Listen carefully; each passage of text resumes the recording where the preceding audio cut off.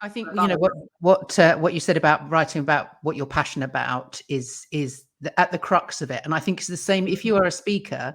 If you want to do a TED talk, if you want to get out on the stage and start speaking, you need to find something that is close to your heart. If not, what it is that you're doing.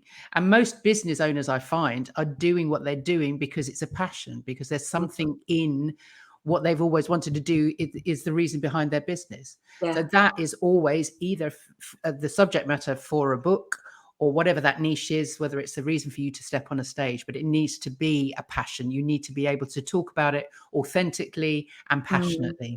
Absolutely. And it really comes across when you're not, doesn't it? We've all listened to speakers where it feels as if they're going by the book. It's very,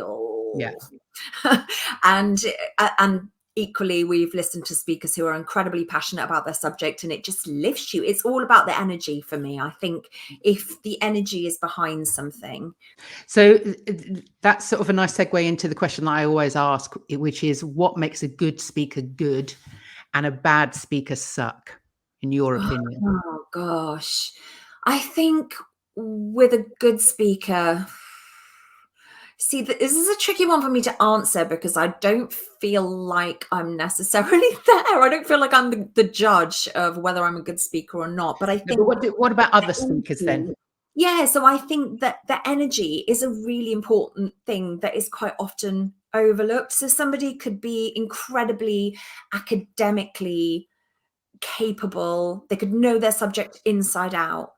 But if they're standing on stage wooden and they're delivering and it just sounds like this and there's no variation in there, you know, it's a lot for me to do with energy. I find I can be so enthused by how inspiring somebody is and how convincingly they talk about their subject. So for me, energy is a really big part of it.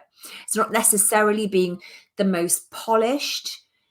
So I think the flip side of that question, the flip side of that answer is when a bad speaker sucks is when that's not there, when it is just like I just said, when it's like this and they're just, you know, that they know their subject, but there's nothing to lift it. There's nothing to